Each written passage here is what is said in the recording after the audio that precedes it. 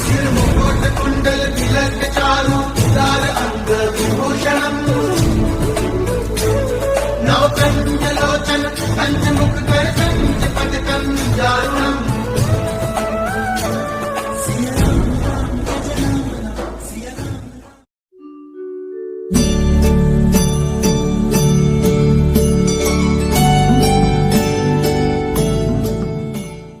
महाराज जी के आज के विशेषांक में रक्षा सूत्र परिवार के सभी सदस्यों का हार्दिक स्वागत है।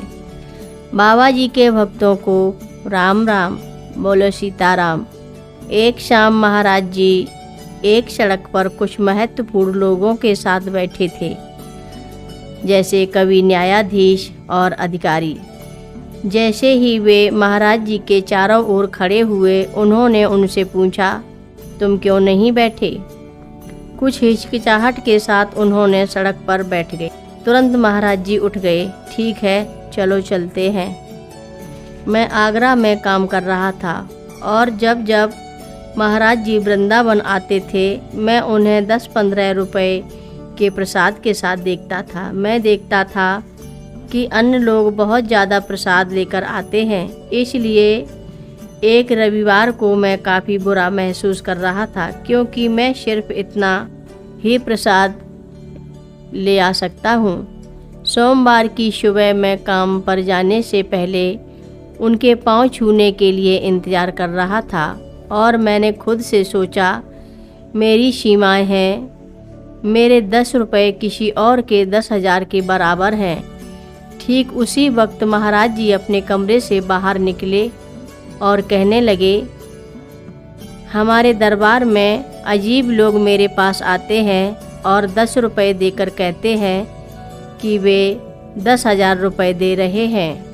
एक बार वह मेरे पास चले आए और मेरी बांस की छड़ी उठा ली और उसके साथ चैपलिन जैसा नृत्य करने लगे। बाबा जी उसे आगे पीछे हिला रहे थे, जैसे कि उन्होंने पहली बार एक स्टिक देखा है। जैसे कि बाबा एक बड़ा बंदर हैं। वे उससे खेलने लगे और आसपास घुमाने लगे, फिर उसे छोड़ दिया और सड़क पर चले गए।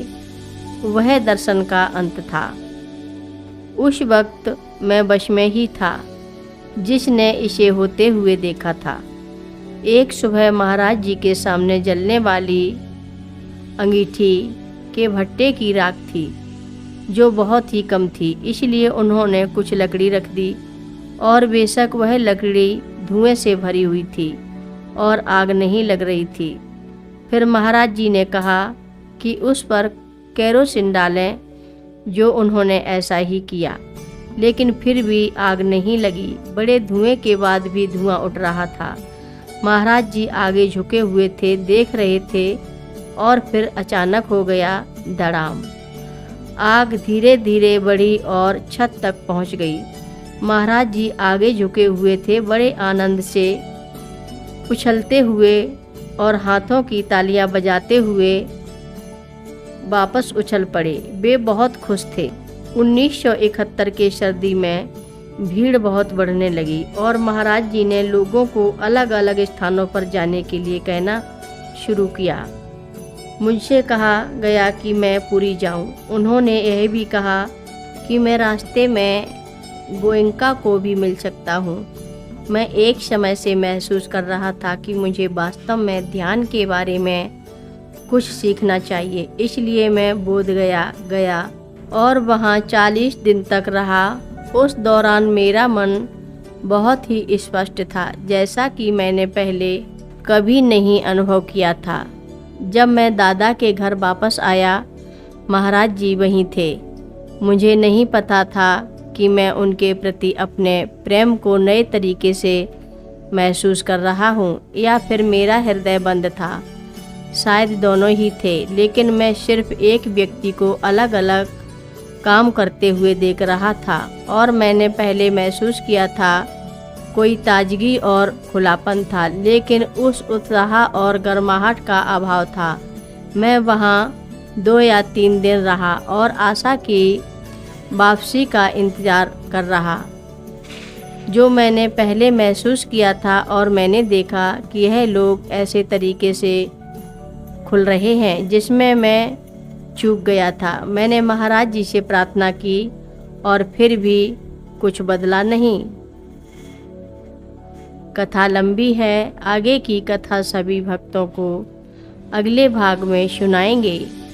हर रोज़ महाराज जी की कथाएं सुनने के लिए रक्षा सूत्र चैनल को सब्सक्राइब करें, शेयर करें और लाइक करें। घंटी बजाना ना भूलें। कमेंट बॉक्स में लिख भेजें, जय नीव करोरी बाबा जी महाराज। सभी भक्त मिलकर बोलो, नीव करोरी बाबा जी महाराज की जय बोलो।